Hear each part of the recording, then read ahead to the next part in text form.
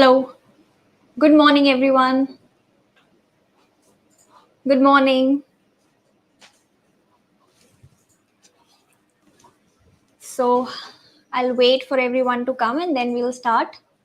So, first, I wanted to ask, am I audible? Am I audible to everyone? Is the screen visible? Good morning. Good morning, Swapnil. Good morning, Amala. Good morning, Mahima. Good morning, Vishal.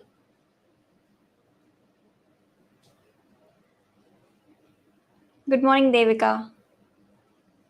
Good morning, Aarti. Good morning, everyone. Yes, okay, I'm audible to everyone, right?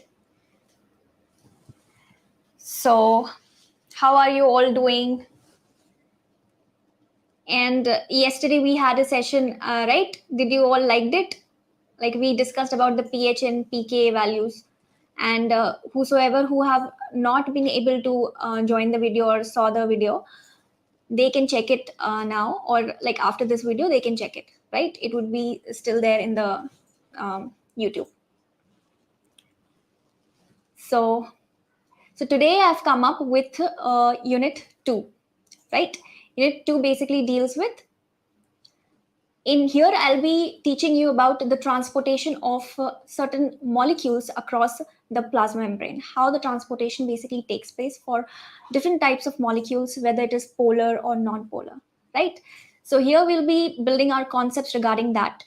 And at last, you can also download the free sample papers. The link is being given in the description, right? So let's begin. So the topics for the discussion today would be, it would be from Unit 2, Transport Across Biomembrane. First, we'll be discussing about the transport of hydrophilic solute via lipid bilayer. Now, yesterday you were saying that I need to use like white ink, right? It was not visible to all of you. So I'm sorry for yesterday. Today I'll be using white ink, right? So first would be transport of hydrophilic solute via lipid bilayer. Now, hydrophobic molecules, they are easily being transported across the bilayer membrane through simple diffusion, as we all know. But for hydrophilic solute, how we can transport a hydrophilic molecule across the bilayer, and like what are the properties involved, and what kind of facilities or assistance it requires, all these things we'll be studying here. Then would be the comparison. We'll be doing comparison with the help of the comparison tables, concept tables that we did yesterday also. So with the help of Conceptica tables, we'll be comparing between different types of transports. Then we'll be doing comparison between different types of membrane proteins that follow the facilitated diffusion, right? So there will be certain molecules, polar molecules, or the molecules having the high, like their size is very much high. And for those molecules, there is some kind of assisted like transportation is required. For those kind of transportation is known as the facilitated diffusion, right? Then we'll be doing the comparison between the different types of ion gated channels. So there are two types of like facilitated diffusion takes place through two types of transporters. It could be channels or it could be carriers. So here we'll be doing comparison between the ion gated channels, different types of channels that are involved for the transportation of ions, right? Then we'll be doing the comparison between the primary and the secondary active transport. What does that mean, and how the difference is there in the energy that is being that is being given to these kind of transports to transport molecules from one side of the bilayer membrane to the other side, right? Then we'll be doing the comparison between different types of active transports. These are the carrier transports, and different types of active transporters, there will be P type, V type, F type. What is the difference between them, and what are the examples that we'll be discussing? Then we'll be discussing about the cellular uptake of glucose mediated by GLUT protein. Now, GLUT protein erythrocytes is very much important because it has the very much high efficiency to, the rate is very high for the glucose to move inside the cell through the GLUT transporter. So this will be discussing with the help of a graph. I'll be telling you like how it is this GLUT protein the glucose transport through glued protein is different from that of the passive diffusion or the simple diffusion, right? Then we'll be discussing about the ATP powered pump. Then there will be comparison between different types of ATP powered pumps, right? Then at last, I'll be giving you the summary of the whole discussion that we did with help of examples. So we'll be starting. Now, yesterday we left with the question answer session, right? So I hope that all of you would have solved these two questions that we left yesterday, right? So I want to know the answers for both of these questions if you would have solved. Yes, Mahima, I asked two questions yesterday. These are the two questions. For the first question, you said answer is D. Okay. Answer is D. Fine. Mahima, you're right that the answer is D, but how do you explain that why answer D is only the right answer? Why not A, why not B, and why not C? Can you explain it? Anyone?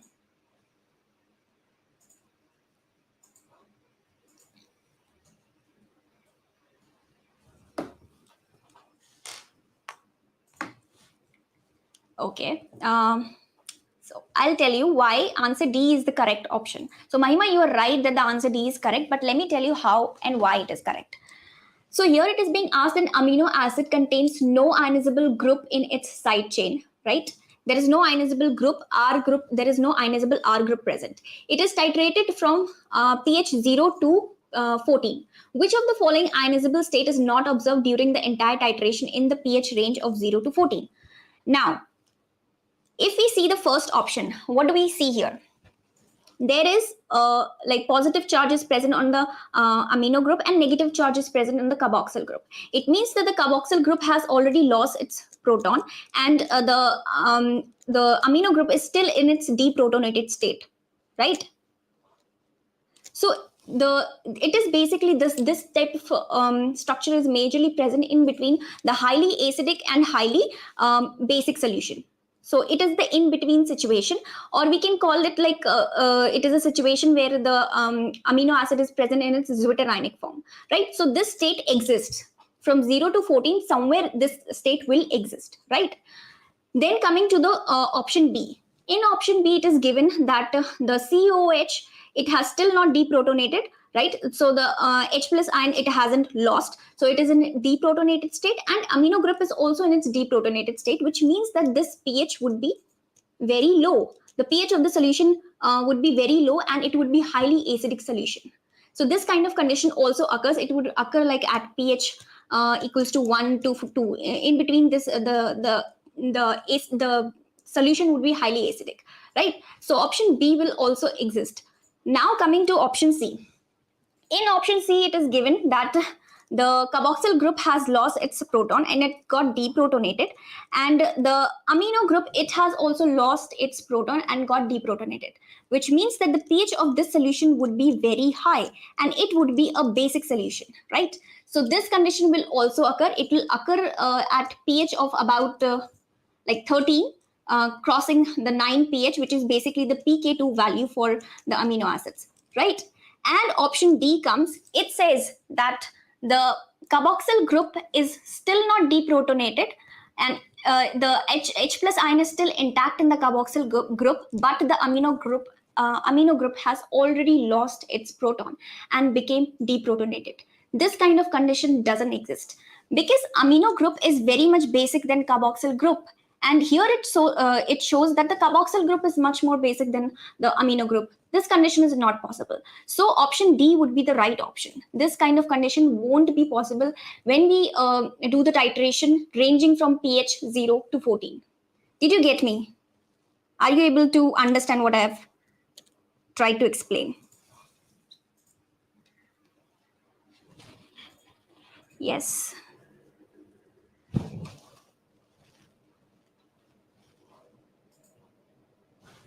Yes.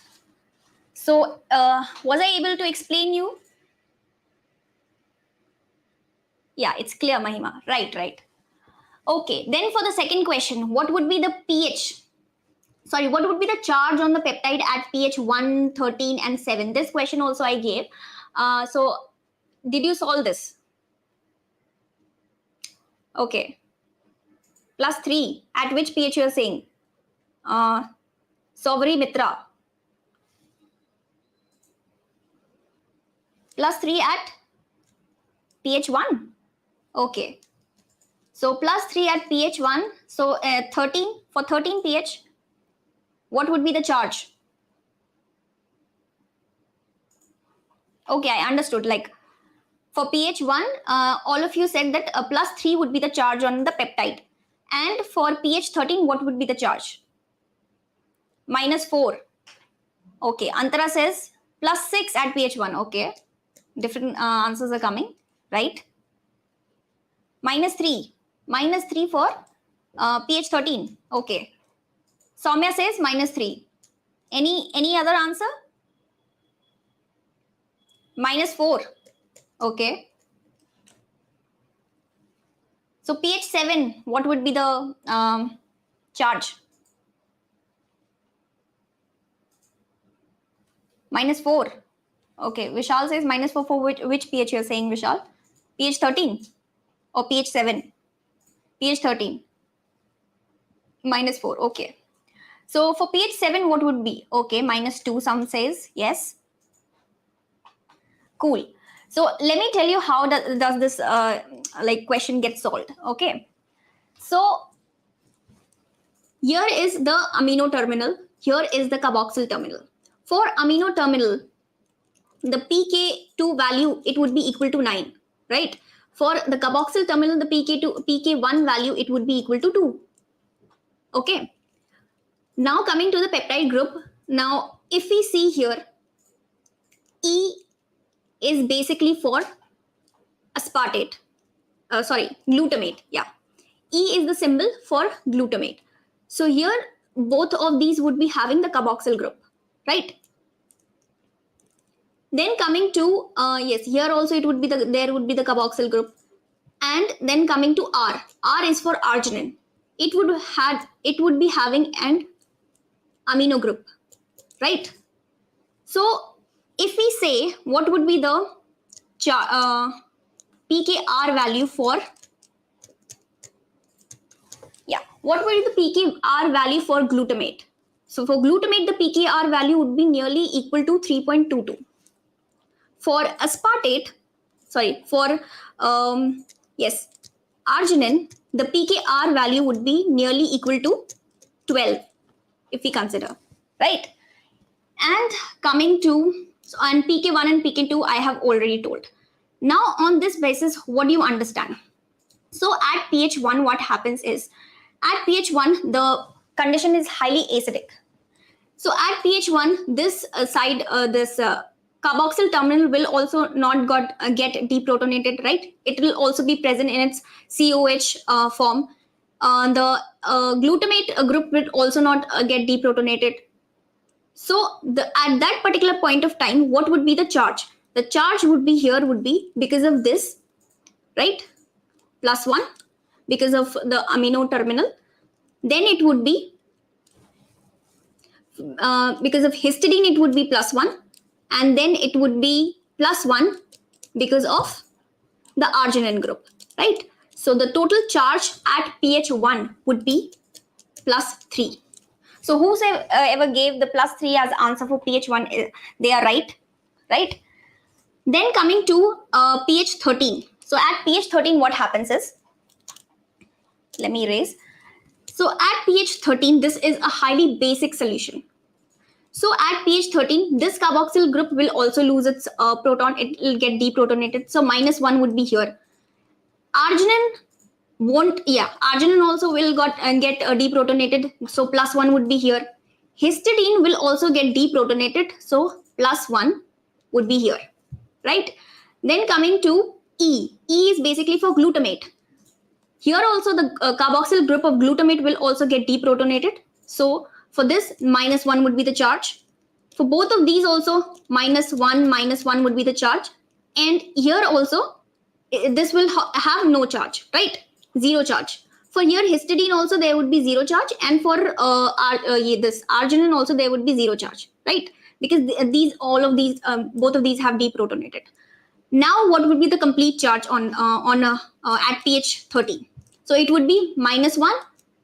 Like there will be 4 minuses. So it would be -4. So whosoever gave -4 as the answer, they are correct. Okay. Then coming to pH 7. Then this one is very tricky.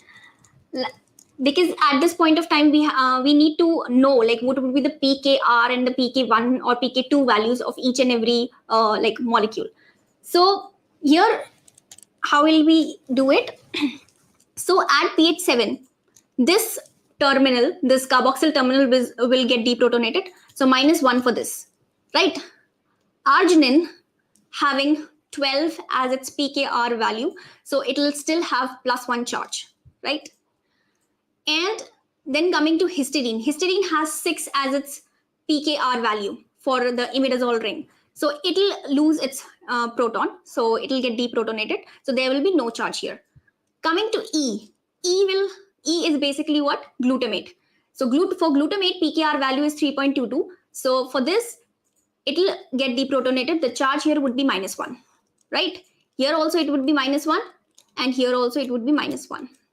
Amino terminal, it won't lose its proton. It won't get deprotonated because pK2 value is about 9 and 7 is less than 9. So whenever the pH is less than the pKa value, then the particular group is present in its deprotonated form, right?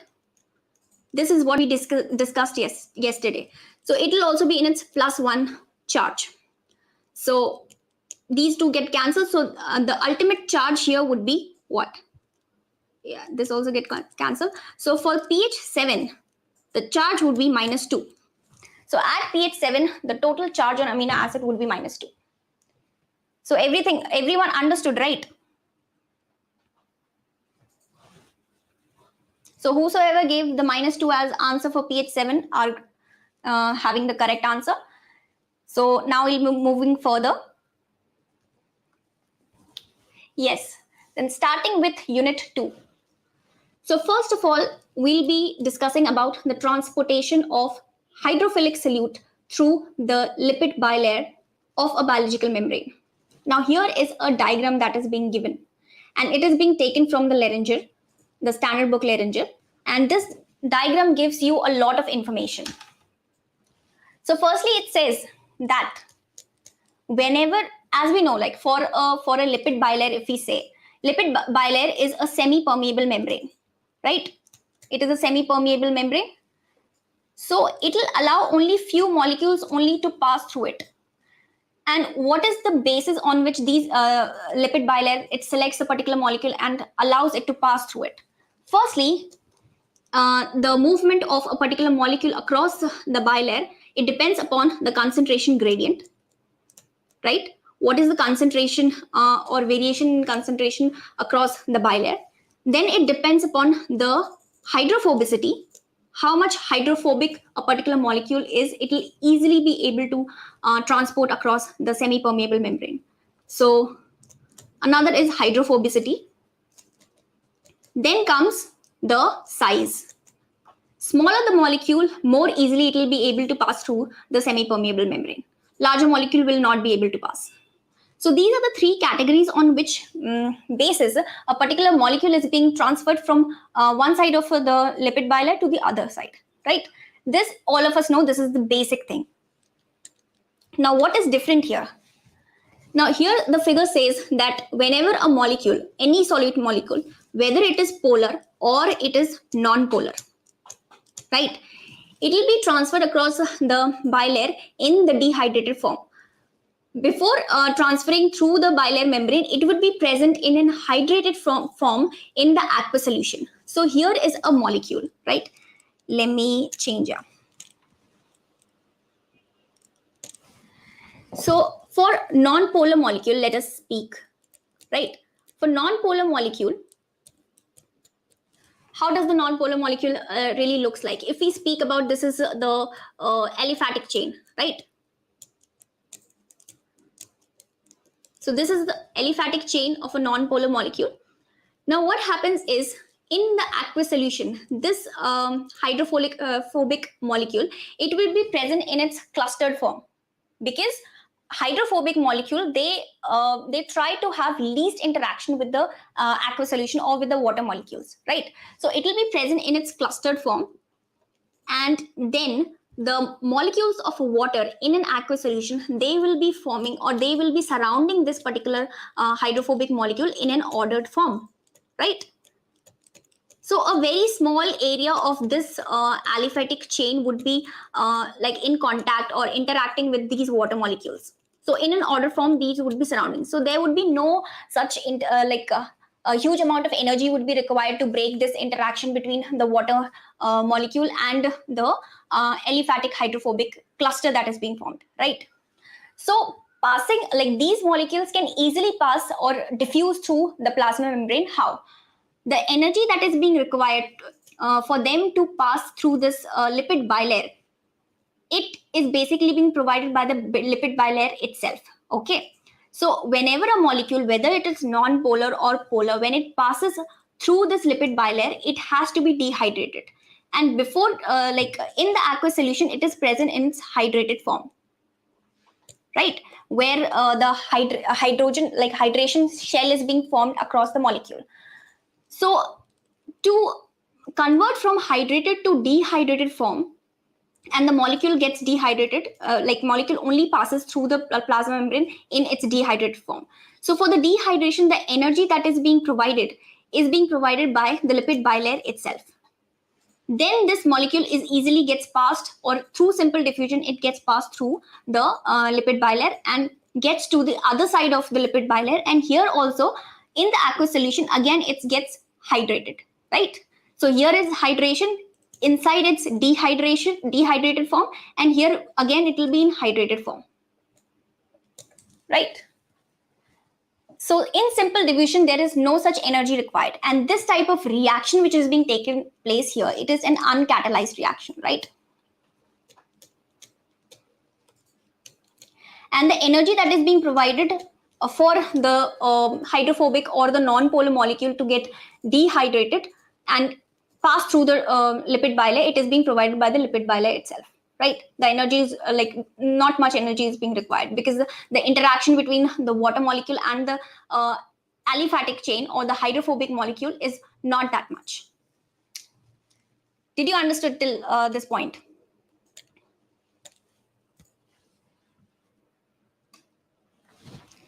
Okay.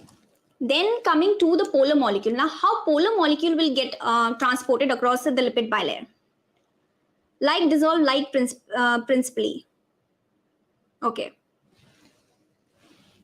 Right. So for the polar molecules, what happens is the polar molecules, they form very strong bond with the water molecule in aqueous solution, right?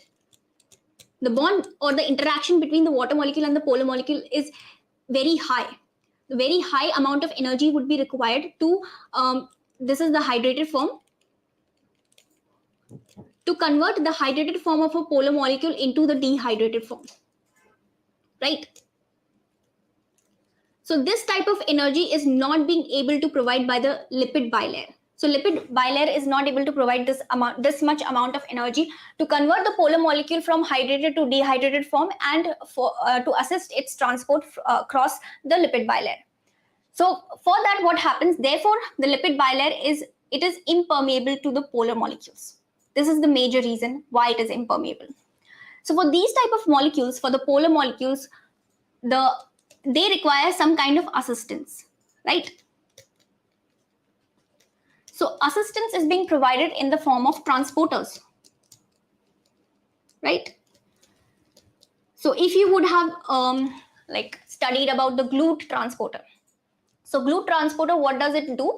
It helps transferring of the glucose molecule from the outside of the cell to the inside of the cell, right? So these transporters are required as an assistance for the transport of the polar molecules through the lipid bilayer. So the transporters, how does they do that? And the energy that is being provided for the dehydration of the polar molecule, that is also being provided by the transporter. So this type of reaction is basically the catalyzed reaction,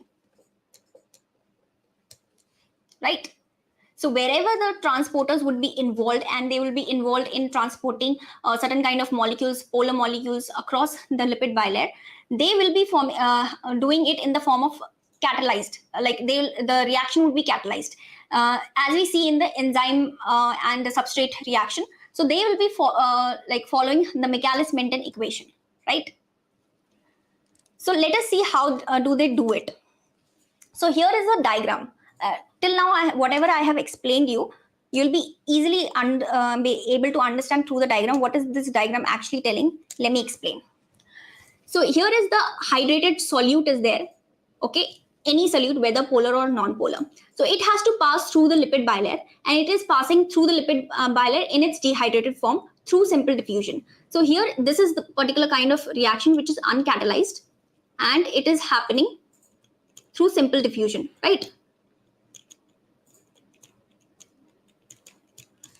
And the particular molecule, it first gets dehydrated, then only it passes through the lipid bilayer. For this, the energy is being provided by the lipid bilayer itself.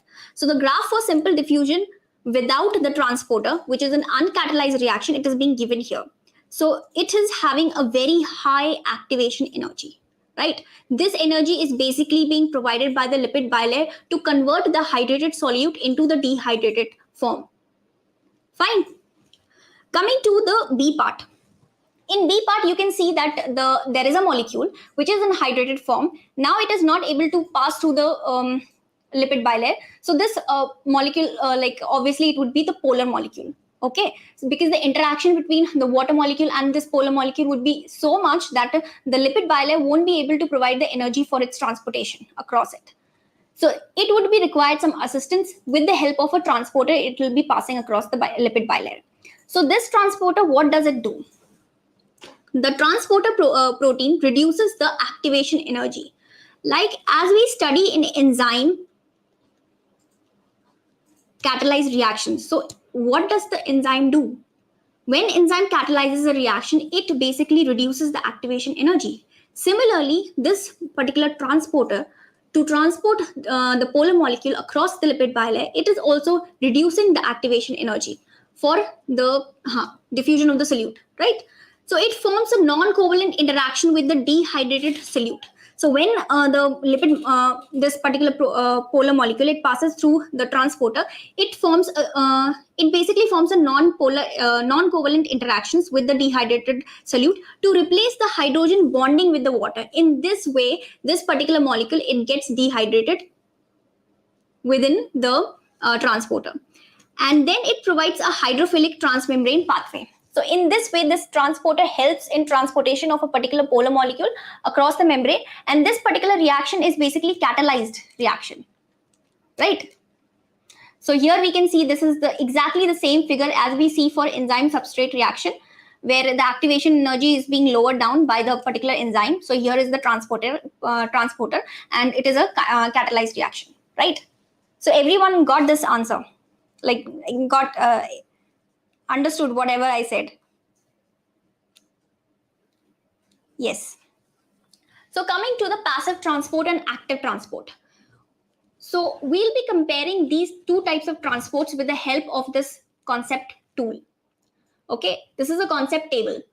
So what happens with the case of passive transport? So passive transport could be of two types. Right, passive transport could be of two types. It could be in the form of simple diffusion, or it could be in the form of facilitated diffusion, right?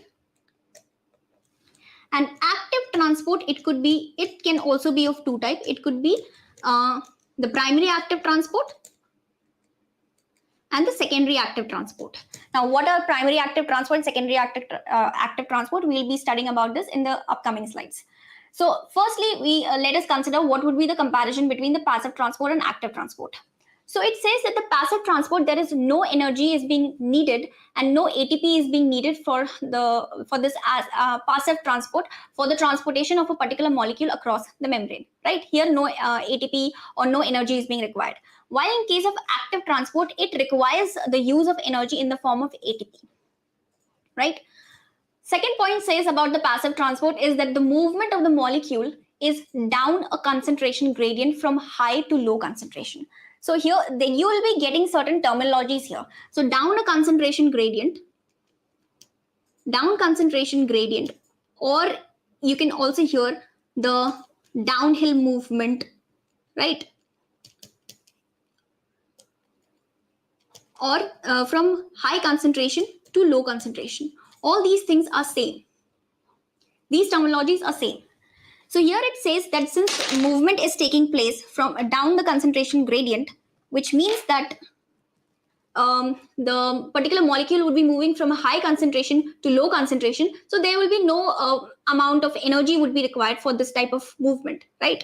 While in case of active transport, the movement of molecules is against the concentration gradient, or we can say it is an uphill movement from the low concentration to the high concentration. So for this kind of movement of a molecule, it would require some kind of energy in the form of ATP, right? Then it says about the passive transport that facilitated diffusion requires the use of protein carrier or transport molecules. So as I said that passive transport is of two types. One is the simple diffusion in the form of simple diffusion. Second is in the form of facilitated diffusion. So in facilitated diffusion, there will be requirement of certain carriers or transport molecules for the transportation of a particular molecule across the membrane. While in case of active transport, they also require certain types of protein carriers or the transport molecules. For them, like there will be conformational change and all those things will happen. For facilitated diffusion, there is sometimes there is no such conformational changes that take place, right? Last point says about passive transport is that it includes osmosis and simple diffusion, which do not require any special protein carrier or transport molecule. So for simple diffusion or the osmosis kind of passive transport, for these kind of transportation, there is no such carrier protein or transport molecule that is being required. While in active transport, it includes the endocytosis movement of large molecules into the cell. So cell membrane folds around the molecule and it engulfs, or it endocytosis like process takes place and the molecule gets inside the cell. So in this form of transportation, the carrier proteins are required and transporters are required and ATP is also required. So all these things, through the comparison, we can differentiate between passive transport and active transport, right? Then coming to the comparison between different types of membrane proteins that follow the facilitated diffusion. So till here, did you understand? Okay. So about active and passive, you got an idea like what is the difference between both of them. Now coming to the channel protein and the carrier protein. Now, let us do the classification. So transporters are there, right? So in transporters also, the facilitated transportation which takes place with the help of transporters or the carriers. In that also there are two types of transporters that we consider. One is the channel. Through the channel the ions get passed through, and one is the carrier, right? So what is the difference between the transportation through both of these proteins? Now, whichever transporter I'm talking about, whether it is channel, whether it is carrier, or whether it is ATP pump, or that I'll be discussing later, all these proteins, they are basically the integral proteins. They are transmembranal proteins present in transmembranes, or it passes through the lipid bilayer. So for channel protein, it says that the transport of ions takes place, and for the carrier protein, the transport of molecules takes place. So specific, they are very much specific. Channel proteins only transfers or allow the ion molecules to pass through it, and carrier proteins, they allow the transportation of molecules, not like specifically speaking about ions. The position of these channel proteins is fixed, right? While coming to the carrier proteins, they flips between two conformations. So when a carrier protein, it binds to a particular molecule and it gets passed, like for the passage of this particular molecule across this carrier protein, it would be undergoing certain conformational change. Then only this molecule will be able to pass through it, right? For channel protein, there is no such requirement. The solute molecules diffuse through the pores, right? So the ions that passes through this channel proteins, they diffuses through the pores. So these pores could be open all the time, such as the gated channels are there, and non-gated channels are there. And these pores, they can also be like open or closed depending upon the response they get from, like if they attach to particular ligand or ion. On that basis, they can be open and closed. These type of channels are known as the gated ion channels. So there is further like bifurcation of the channel proteins, right? So the movement of molecules always is passive. So for channel molecules, channel proteins, the movement of molecules across these channel proteins is always passive. Passive means it won't require any energy, right? So coming to carrier protein, the third point, it says that the solid molecules are bound to one side and released from the other side. So one side the solid molecule will bind, and other from the other side it will be released, and the conformation change will take place. After that only it will be released, right? Coming to the third point of the carrier protein, it says that the movement of the molecules is via either passive or active transport. So it may or may not require the energy, right, in the form of ATP. While in case of channel, the movement will always be in passive form. There will be no requirement of energy. Another point for this is have high transport rate. So in question paper, it can also come like what is the order of or the rate of movement of ions across different types of transporters. So if it compare between channel and carrier proteins, so for both of these, what happens is the channel proteins, they have very high rate, like the ions passes through them at a very high rate while comparing to the carrier proteins, right? So here in the diagram, you can see that the ion channels are there. So at the rate of 10 to the power 7 to 10 to the power 8 ions per second, this particular channel protein can pass ions through it, and it is very high. Another point, it says that do not bind with solute molecules. So for carrier protein, it says that have very low transport rates. So comparing to the channel proteins, it has very low transportation rates, right? Then it says that this channel protein, it is being synthesized in the rough endoplasmic reticulum, while the carrier protein, it is being synthesized in the free ribosomes in the cytoplasm. Okay. So this is the basic difference between the channel protein and the carrier protein. The order you need to know that the carrier protein, the rate of transfer of particular ions or particular molecules through the carrier protein is less as compared to the channel protein. Because in channel protein, what happens is there is no such kind of conformational change which takes place, because of which the rate is very high for the ions to move across the channels, right? Okay. So we also have the Shaurya batch that is being starting from 4th March. This batch is basically for the CSIR NET aspirants, and it will be targeting the 2022 CSIR NET exam. And here we'll be providing you with the online coaching classes, having the RAID classes by the CSIR NET experts would be there, and there will be interactive online classes. There will be 24/7 doubt solving via chats. The hard copies would be provided to you, the study materials would be provided, and there will be video backups of all the classes and much more.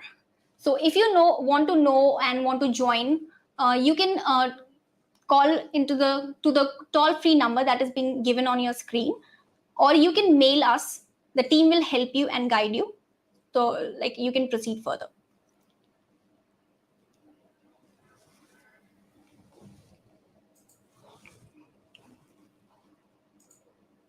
So channel proteins we discussed, and channel proteins are further being divided into two types of categories. One is the voltage gated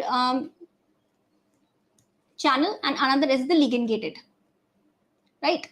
So for voltage gated channels, what is there? It says that a type of gated ion channel proteins that open as a response to the voltage difference across the membrane. So this type of channel, it basically gets open or closed on the basis of the voltage across the membrane.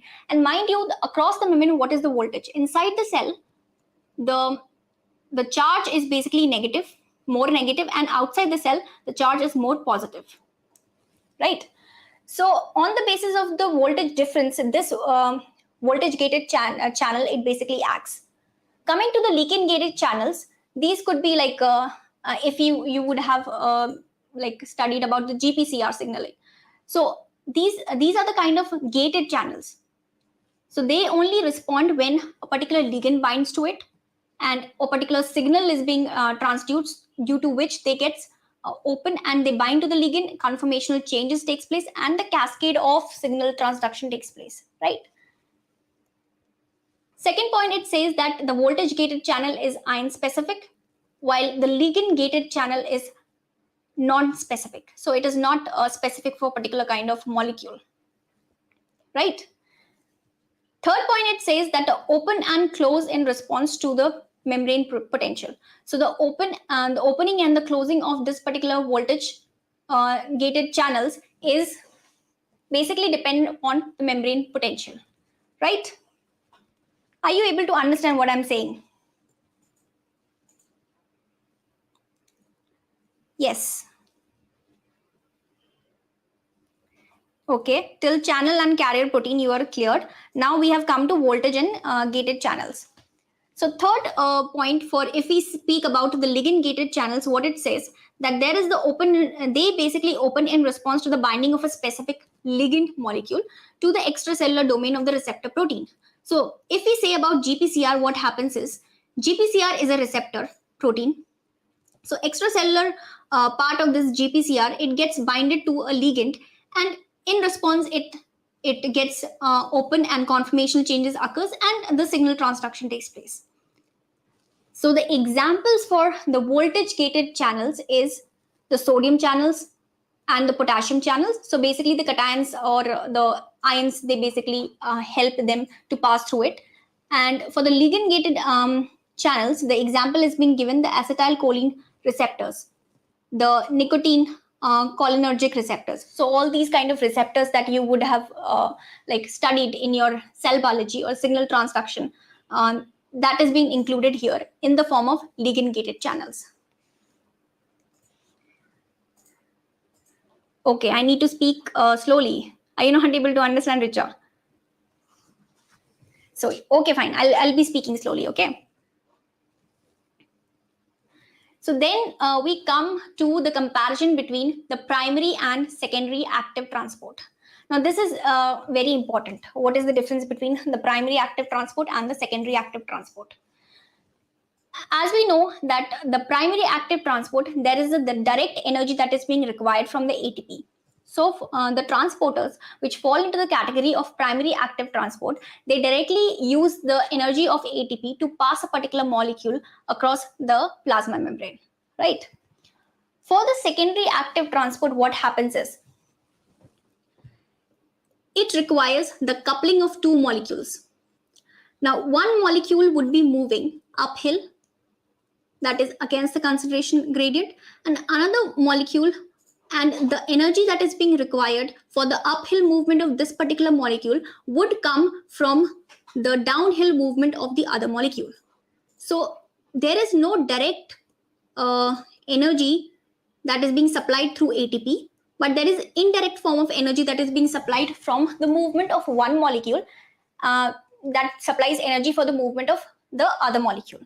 So transport of the two different molecules across a transport membrane using the energy in other form than ATP. So ATP is not required here.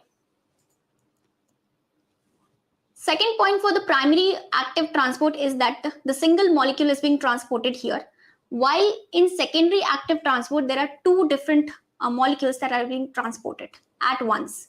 So secondary active transport, it could be of two type. It could be of antiport type, or it could be of symport, right?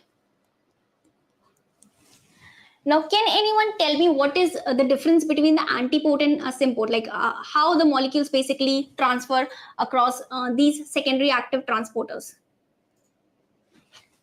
So, will anybody tell?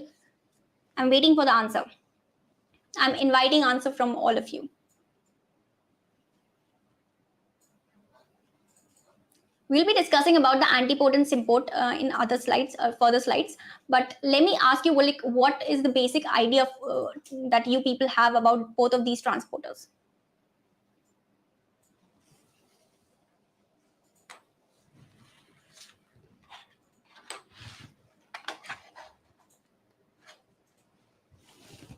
Okay. In symport, it's the same direction, right? Antiport, it's a different side. Okay. Devanshi says antiport is a different direction. Ria says antiport means movement on both the side. Yeah, both the side, like movement in both the sides is taking place for both antiport and symport. But for symport, what happens is the two molecules, they are moving in the same direction. And for the antiport, the two molecules, they are moving in the different directions, right? So all those who said that antiport for opposite and symport for same, they are right. So basic idea you have about both of these transporters, right? So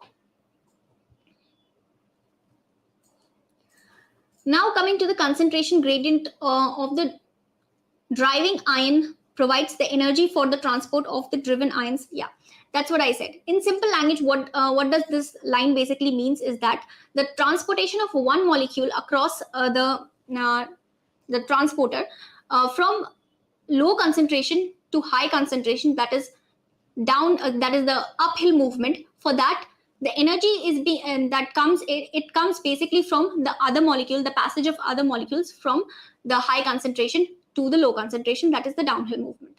So the two molecules, their movement couple up, and both of these molecules, they are able to transport across the secondary active transporter. So there is no direct energy in the form of ATP that is being required here.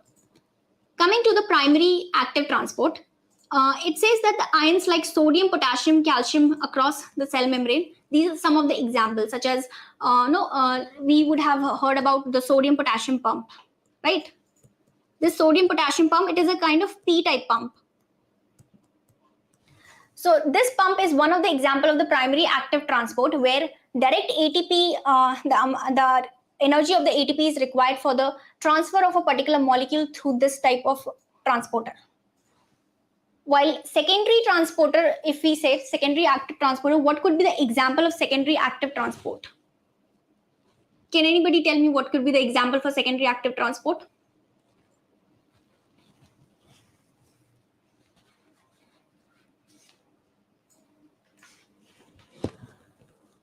Is same direction and antipode means a different direction. Yes, Swapnil, yeah, you are right. Now the other question I have put up, what is the example of secondary active transport that you can give? It could be either for antipode or the sympode. You can decide, but give me one example if you know any. So I'm inviting answers. Let me see how much you people know.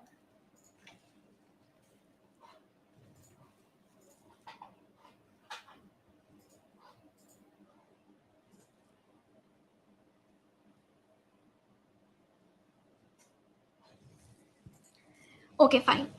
No problem. I'll tell you what is the answer. So for sympode, if we say, if you would have read it, that the sodium and glucose, this is a kind of transporter which helps in the transportation of sodium and glucose in the same direction. So it is a kind of sympode, example of sympode, secondary active transport. And for the antipode, the example, it could be the transport of sodium and potassium, right? So sodium potassium pump is one of the example of antipode, and for sympode, the sodium glucose transportation is example of the sympode transportation for the secondary active transport, right?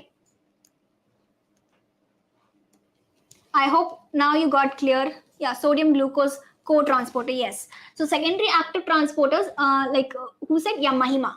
So Mahima put forward an answer. She said that sodium glucose co-transporter, which is correct. One of the example of secondary active transport, and secondary active transport is also known as the co-transporter. That also you should know, right? So very good, Mahima.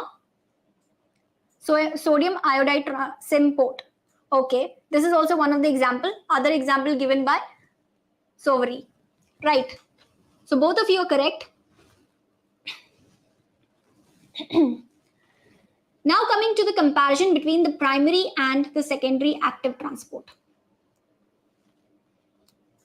Oh, sorry, this is already done. Yeah. So now we'll be comparing between different types of active transports that we have discussed. So there are three types of active transports or the carrier proteins. First one is the uniport, second is the symport, and third is the antiport. So for uniport, the example could be the GLUT1 transporter, right? This GLUT1 transporter is basically being seen where? In erythrocytes, that is the blood cells.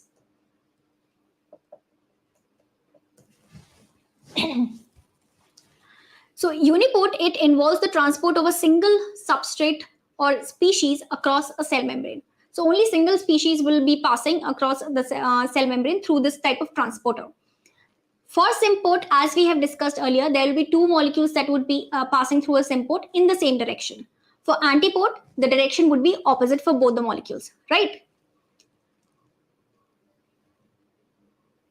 Then coming to the, yes, example. So for uniport, as we have discussed, the example could be the GLUT1 transporter. For symport, the example that we discussed was the sodium and glucose transportation. So this is the example of the symport. For the antiport, it was sodium and potassium, right? Now let me tell you, give you like summary here. So let us consider there is a cell, right? So here is the extracellular part and here is the intracellular.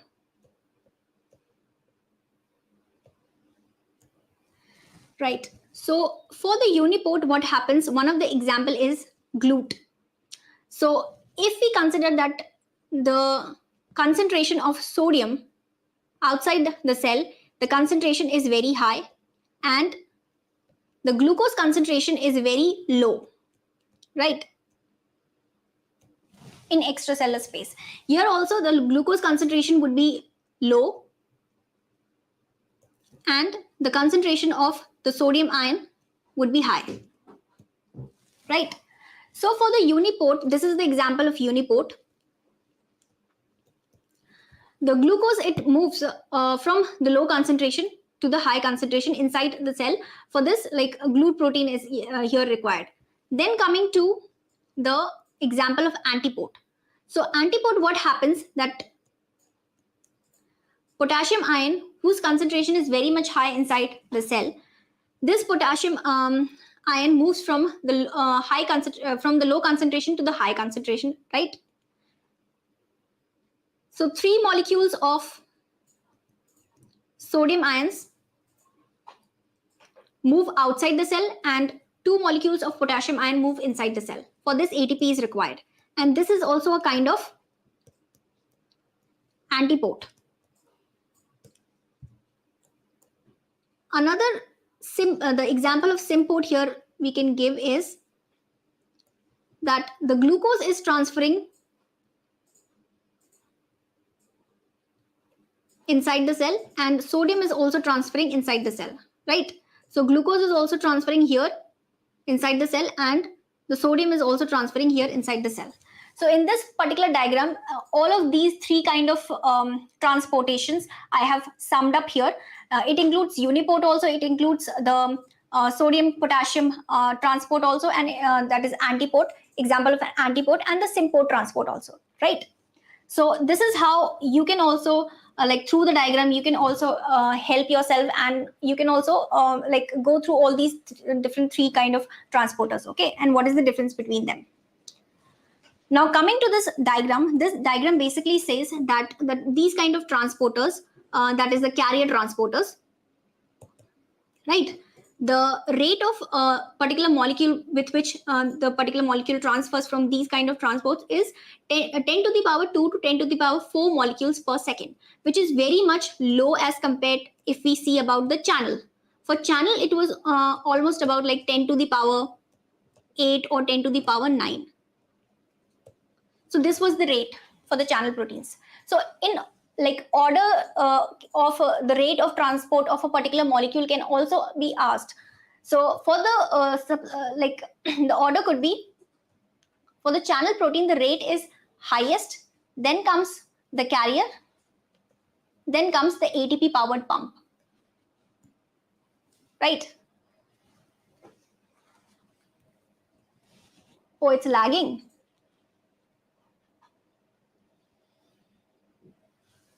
Is my video lagging or is it fine? Sodium and glucose. Yes. Yeah, it is an example of Simport Garima. Yes.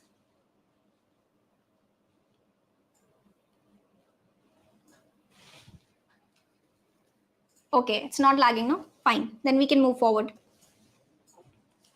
So yes. So here is a very basic graph, and this graph is very much important. And it is also like I have taken this graph basically from the Lodish. So you can also refer the book. So what does this graph basically implies? And here we have compared two types of diffusions.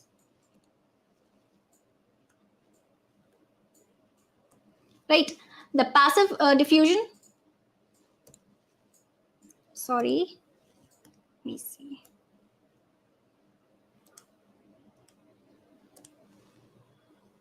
Yeah. Passive diffusion and the uniport transport. So uniport transport is an example of facilitated diffusion, right? And passive diffusion is basically the simple diffusion, if we say. It is simple diffusion. Now what happens is the passive diffusion, it has a very low rate of diffusion. Comparatively, the uniport transport, it has a very high rate of diffusion. So when a particular molecule, it moves across the plasma membrane with the help of the assisted or facilitated diffusion, the rate is very high as compared to the simple diffusion, if we would say, right? So this is the first major difference between both of these kind of transportation, simple transportation and facilitated transportation. So facilitated transportation, for that we have given an example here. We are taking example of uniport transport, right? Second is the movement of the molecules based on their hydrophobicity measured by the partition coefficient. So here in simple diffusion, what happens is the movement of a particular molecule is majorly based on its hydrophobicity. More the hydrophobic the substance is, the molecule is, easily it will be able to pass through the plasma membrane without the help of any transporter, and it would be an uncatalyzed reaction. Okay. And for uniport kind of transport or the facilitated diffusion, there is the partition coefficient, it doesn't play any role. Like hydrophobicity doesn't play any role because polar molecules are majorly involved here, and for them, it is being assisted with the help of certain kind of transporters, right? This is a kind of catalyzed reaction. Third, it says that the transporters a wide variety of molecules across the membrane. So it basically transports a wide variety of molecules across the membrane. It could be in the gaseous form, such as CO2 can also pass, O2 can also pass, small molecules could be there, right? Or hydrophobic molecules. So there are different types of variety of molecules that can pass through like this kind of simple diffusion. And for the facilitated diffusion, especially speaking about the uniport transport, the transport, it basically transports only a single species of molecule or a single group closely related molecules. So for uniport, we have taken example of GLUT as an example, right? The GLUT one, which transports the glucose molecule. So glucose molecules, so specifically it is designed to transport glucose molecule across the plasma membrane, right? So it is specific for a particular molecule. Then it says that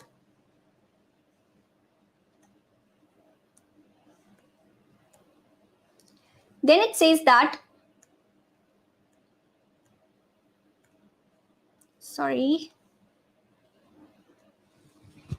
yes, the relative diffusion rate of a molecule is proportional to its size, concentration gradient across the layer, and to its hydrophobicity and the membrane potential, right? For the simple diffusion, what happens is that the rate of diffusion, it is basically dependent upon the concentration gradient of a particular molecule across the membrane. It is also directly proportional to the hydrophobicity, and it is also directly proportional to the size, right? For simple diffusion, the rate of diffusion is basically proportional to all these three categories. On that basis, only a particular molecule is able to cross a membrane on the basis of simple diffusion. And coming to the uniport transport, here the relative diffusion rate of a molecule is proportional to the affinity of a transporter. So here the affinity word comes.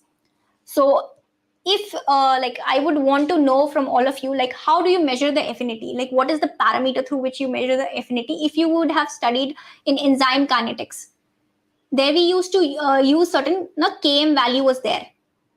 So this basically tells the affinity with which a particular substrate it basically binds to the enzyme, right? So this phenomena is also being here used with in case of transporters, right? So relative diffusion rate of a molecule is proportional to the affinity of the transporter for its substrate measured in terms of Km value. So Km value, the concept of Km value is also applied for transporters as it is being applied for the enzyme kinetics, right? Then it says that for simple diffusion, the graph that it shows, here you can see that the passive diffusion is here, and the graph that it shows is very linear. Linear graph would be shown. And for the uniport transport, the facilitated diffusion, what happens since it follows the enzyme kinetics, like similarly like enzyme kinetics, so the graph would be hyperbolic. Means at a particular concentration, the transporter will get saturated, right? Yeah, the transporter it gets saturated. So at a particular concentration, like a certain amount of glucose molecules have already they have bound to the GLUT1 molecule, the protein, and now no further glucose molecule can bind again to this transporter. So at that particular point of time, this transporter it gets saturated. So this saturation condition we also found it in enzyme kinetics. So through all this discussion, what we can say that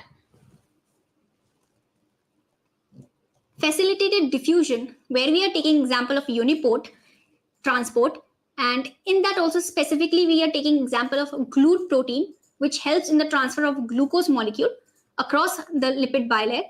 So it follows the Michaelis-Menten equation, right? Similarly as the enzyme and substrate catalyzed reaction. Secondly, the graph that it shows is hyperbolic.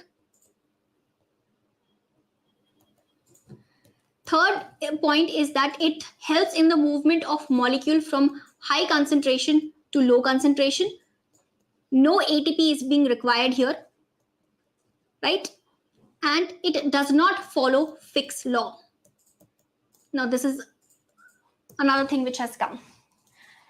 Fick's law is being followed by those molecules which directly interact with the lipid bilayer, such as in case of simple diffusion. So for simple diffusion,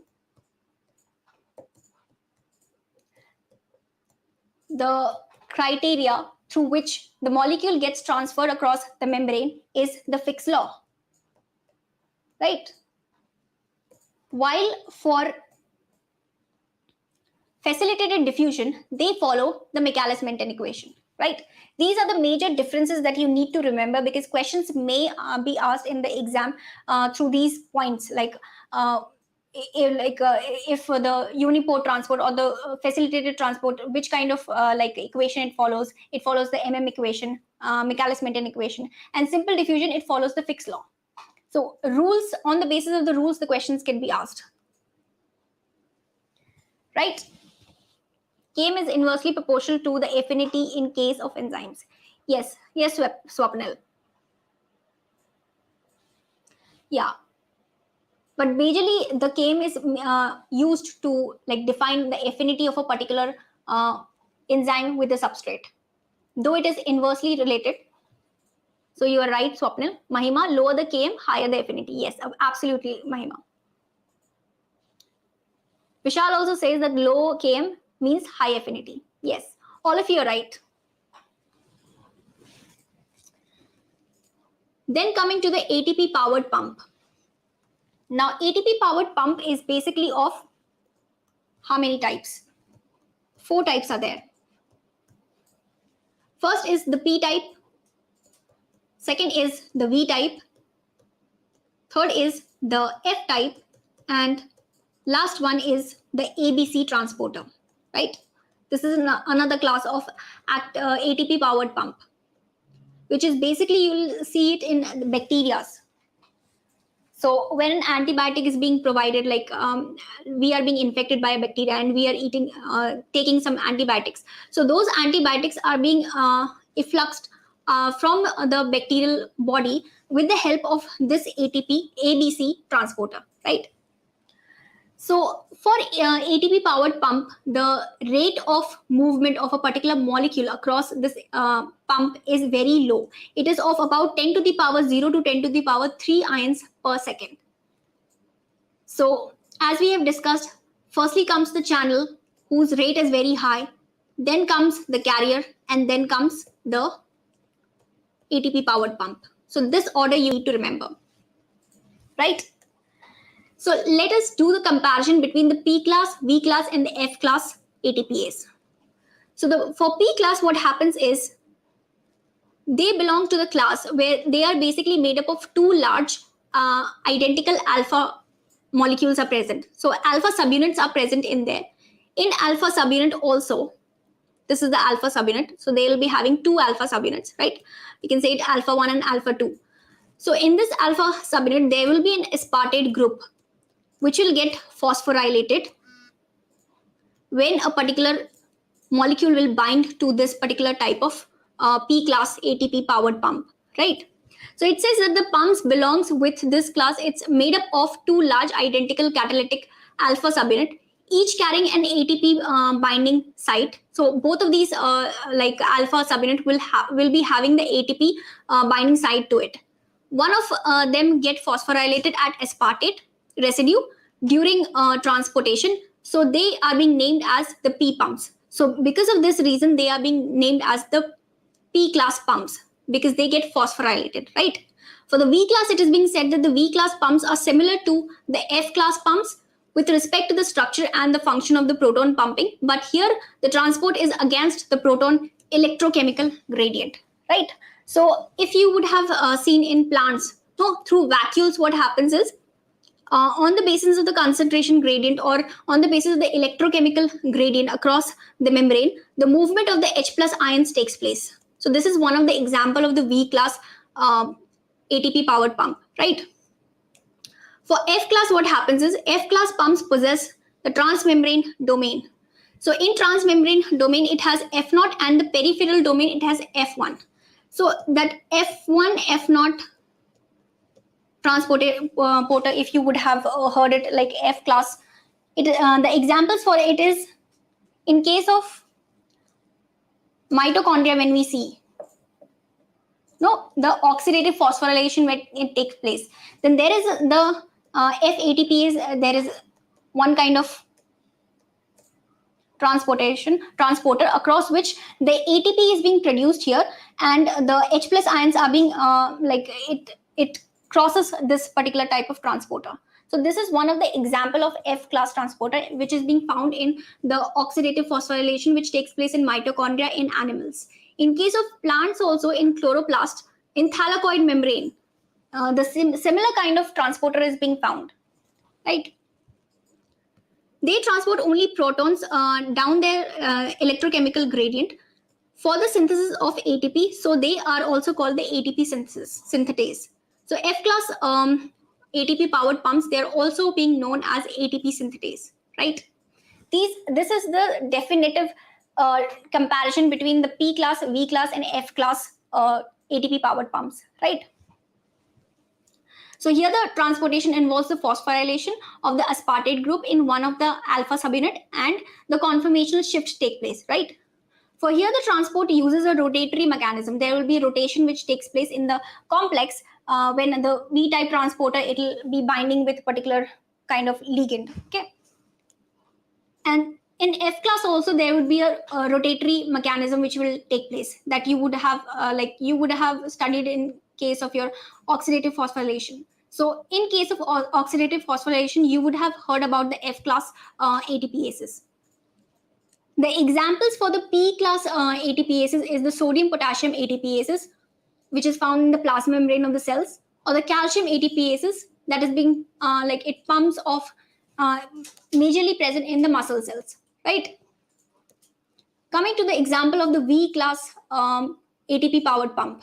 So V class proton present in the plasma membrane of some kidney tubule cells or the macrophages. So these kind of V class pumps are present. Majorly, if I would say, the example which is very easier is for plants. In plant vacuoles, it basically happens. The transportation, like V class pumps are present where they transport H plus ion against the proton chemical gradient, right? For F class, you can study about the thylakoid membrane chloroplast and the inner mitochondrial membrane where the oxidative phosphorylation take place. There, F class ATPases transporters are basically being used, right? So this much, are you clear? Change the ink. Okay, is it not visible? Sorry, again, I used the red color. So this much have you understood? So till now, if I would summarize all of those things like what we have studied till now. So here is a tabular form in which you can see that the properties are being given here and different types of transportations are being given. And first property says that it requires specific protein. So for passive diffusion, if we see, there is no specific protein which is being required, right? This is what we studied. For facilitated diffusion, yes, there is a specific protein which is being required for the transportation of molecule. For active and for co-transport also, for both of these also, the specific protein is being required. Then coming to the solute transported against its concentration gradient. So for passive diffusion, the transportation basically takes place along the concentration gradient, that is downhill movement takes place.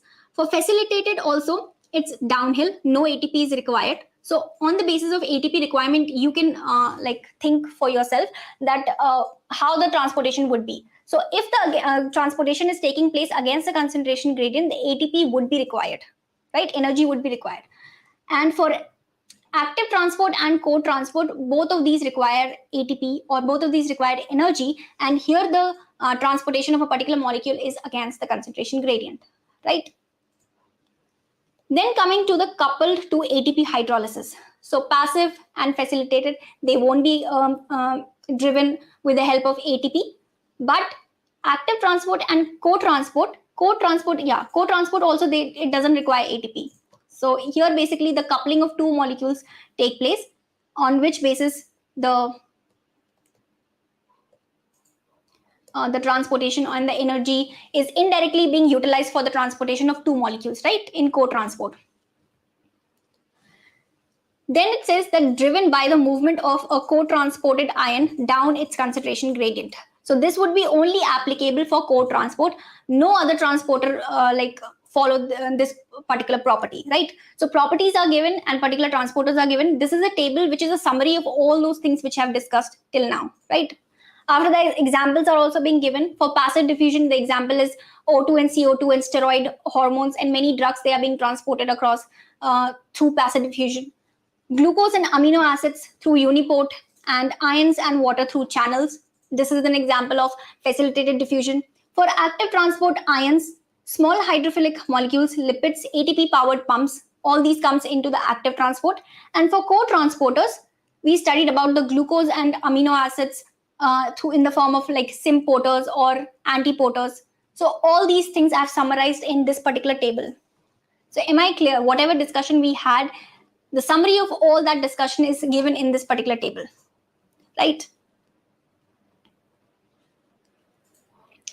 So here are two questions for you. One is the match the following question and another is the MCQ type where you have to choose what would be the false option, what would be the false option regarding the transporters. So today I'll be ending the session. Both of these questions are homework for all of you. You need to solve these questions and tomorrow we'll be discussing both of these questions, right? Okay. I hope you would have cleared some of your concepts regarding the transportation of molecules across the plasma membrane. So now if you go to your standard books and start studying again, you'll understand these concepts, whatever I have discussed in this lecture, right? So all the best to all of you and thank you very much. And at last, what you can do is you can also download the free sample papers. For that, there would be the sign-up form that you need to fill up, and after that, you'll be able to download the sample papers for yourself, right? The link is being given in the description, so go through it. Thank you very much.